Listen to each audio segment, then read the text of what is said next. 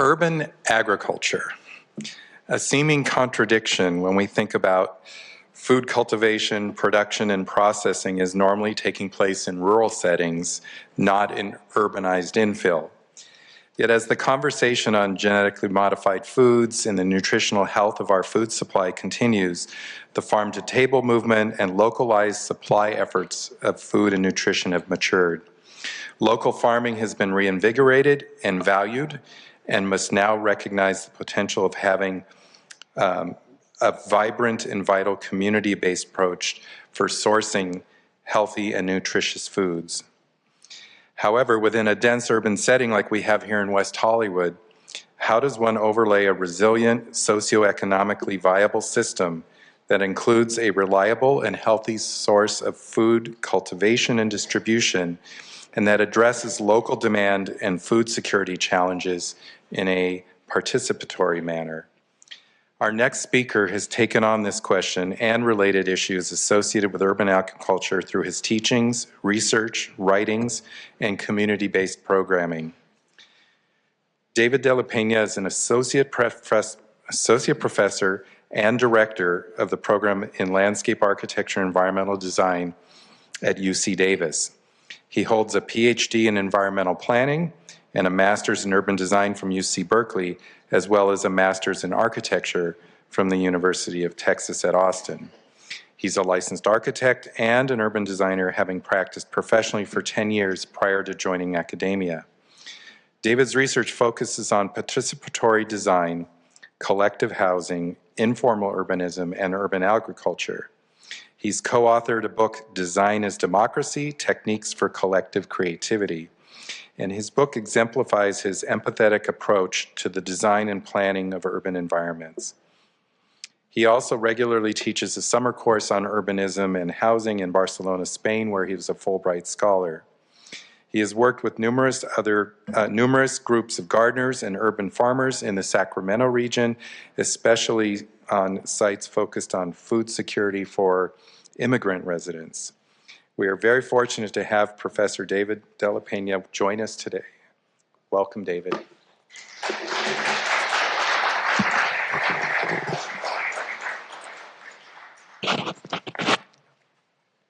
Thank you, Rick.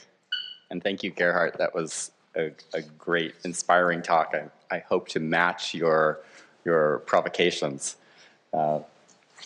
So, Rick, you mentioned, I'm an academic, so I do this for my students. I give them the where are we going with the talk. But I want to talk today a little bit about the relationship of food and cities. And Rick, you mentioned that we don't usually think of cities and food production together, but I'm going to talk a little bit about the origins of cities as coming out of food production themselves. And then give you some examples of different types of urban agriculture and the different purposes that we can attest that they give to a city. I'm going to talk a little bit about my work in Sacramento, which is really dear to my heart because it touches on that social aspect of what food means to people and to cultures and to the city. And then come back around for a really brief snapshot at what this means for West Hollywood. So, like I mentioned, we don't think about cities and food in this way, that they are inherently connected. But if we go back to the origins of civilization, we're looking at Egypt, the Indus Valley, Mesopotamia, and the Yellow River.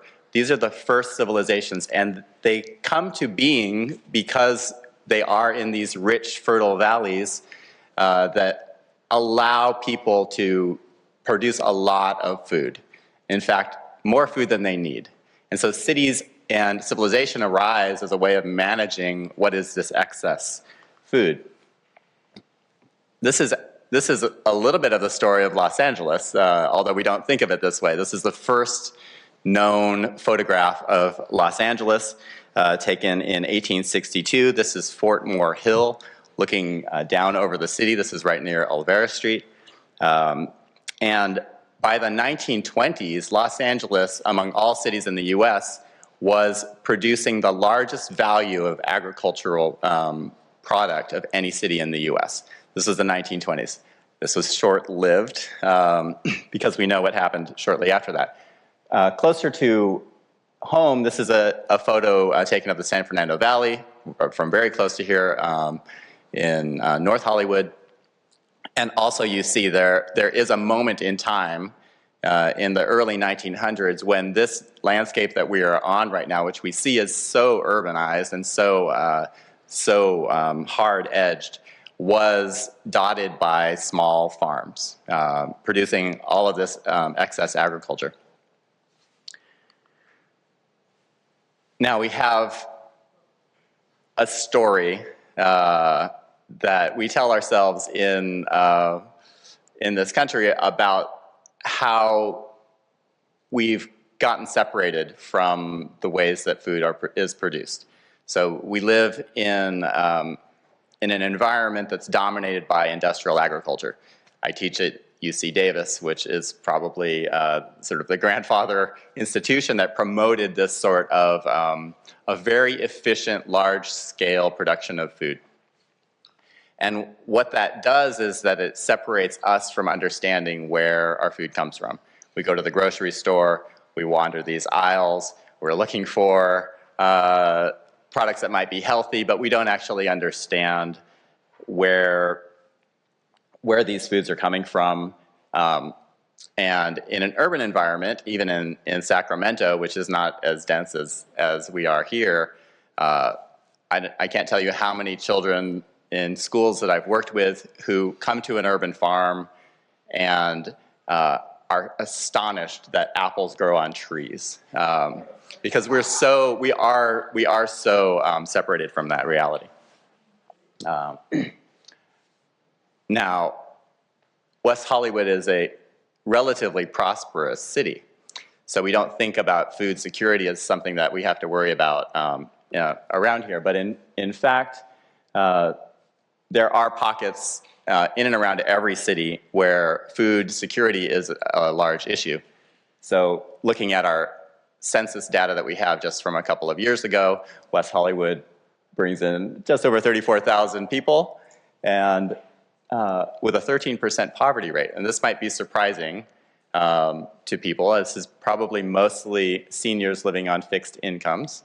But what that means is that there are over 4,000 people in the city who are struggling to make ends meet. And this is a publication from 2011 from the American Planning Association. It was a very comprehensive review of what urban agriculture can do for cities. And in this document, they outlined 4 different ways that urban agriculture can contribute, looking at at health benefits, at social benefits, economic benefits, and environmental benefits. I'm not going to go into the details of this, but this is a great reference and it's readily available online if you're interested. In addition, a lot of attention has been paid to how we design these spaces. One of the benefits that is not mentioned in that APA document is the benefit of beauty. And what you see out of a lot of these books is an emphasis on how beautiful and really nourishing to the soul these spaces can be in a city, and that may be why they are so attractive.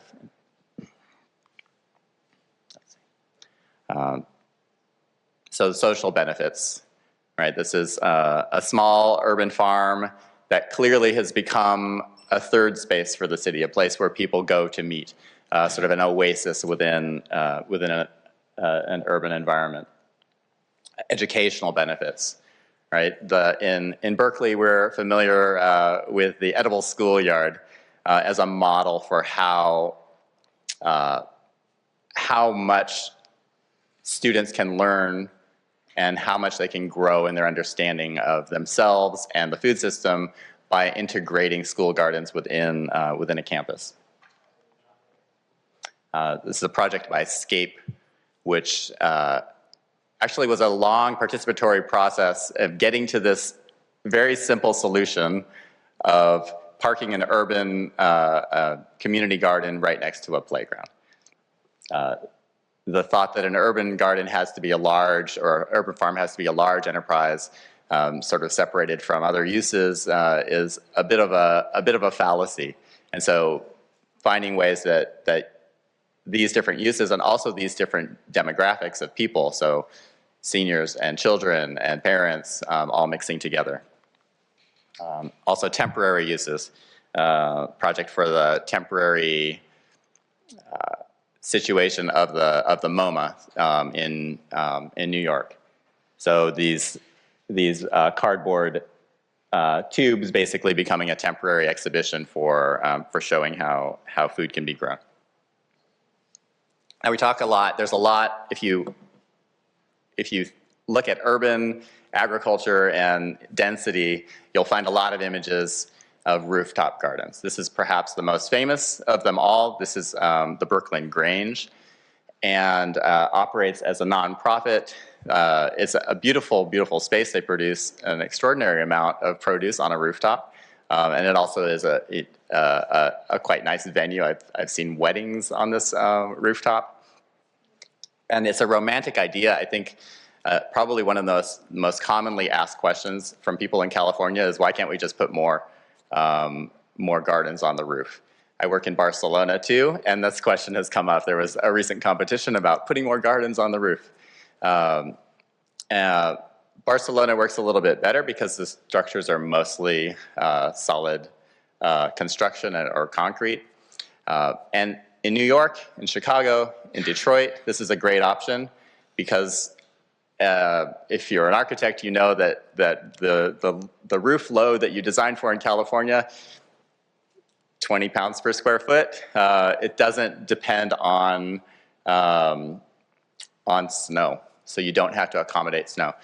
Rooftop gardens like this one are incredibly heavy. You're talking about 100 pounds per square foot, and so it's really impractical in most situations to be able to accommodate that kind of weight. One other solution. Whoops! I gave you the preview too soon. One other solution is parking structures. So this is a project in Seattle called the Up Garden, and produced through the Seattle Peįa program, which is their community garden program, and it's I believe the best community garden program in the U.S.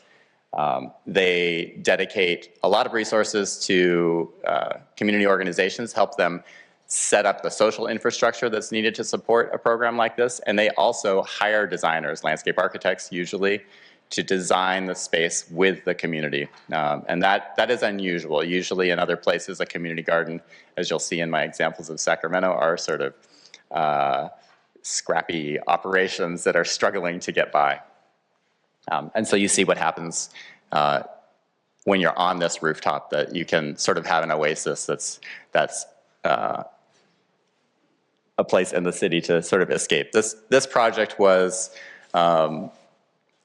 destined to be closed down a few years ago, and there was so much support from the community to keep it that it's still now in operation.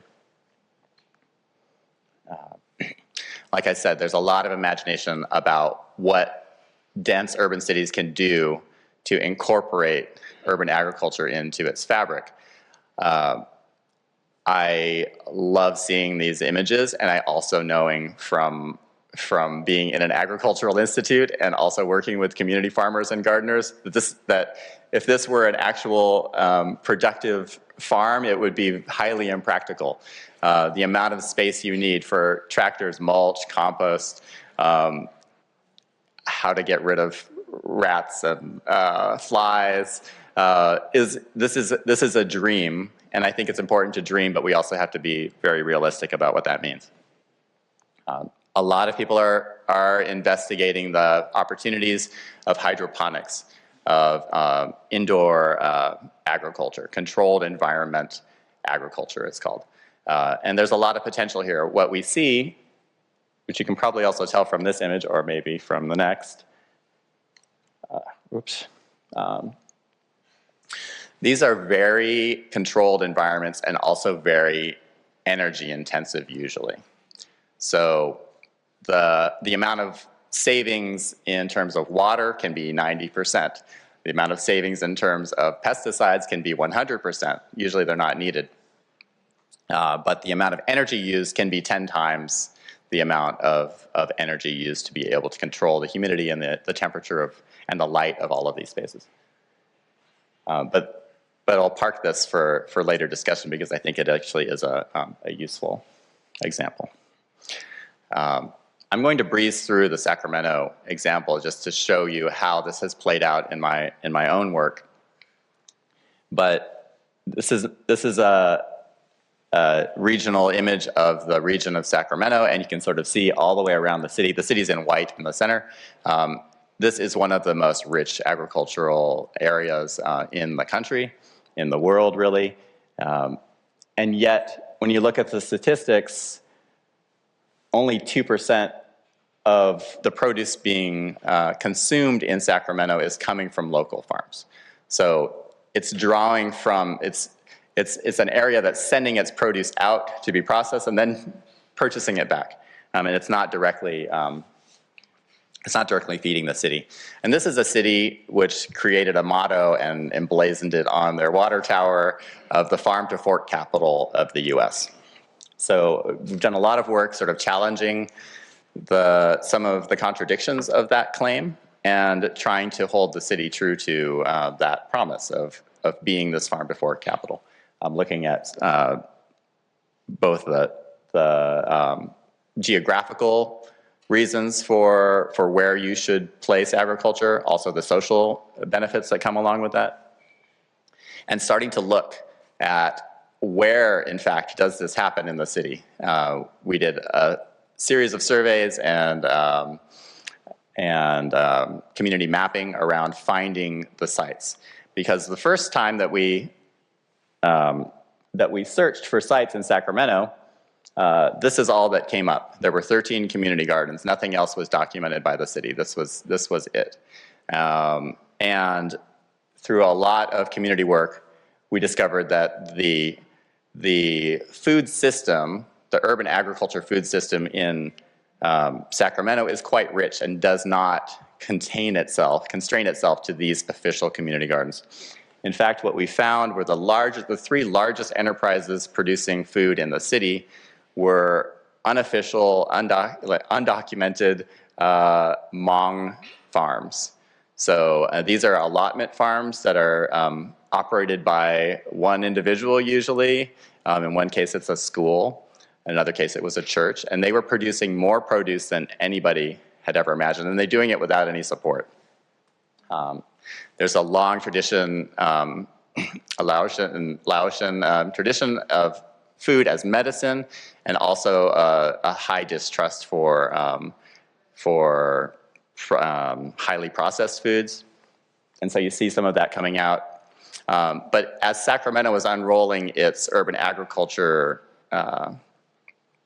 policies and starting to allow urban agriculture to happen, they inadvertently, by not understanding the system, made their process illegal. So the way that they were selling food was not allowable because they had their sales on the street were too large. So they were inadvertently sort of undoing the most productive food system in the city.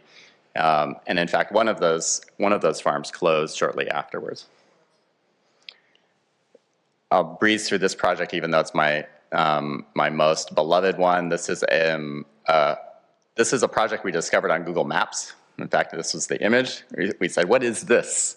And nobody knew, and so we went and investigated, and it turns out it was a community garden that was started by residents living in this adjacent affordable housing complex underneath the high voltage power lines going into the city. And pretty quickly, we found out that they were being evicted from the city after 20 years or so of farming here. So we got involved in getting to know the gardeners and helping them advocate for themselves. The Sacramento Bee newspaper came and did a story on them. These are the photos from that story.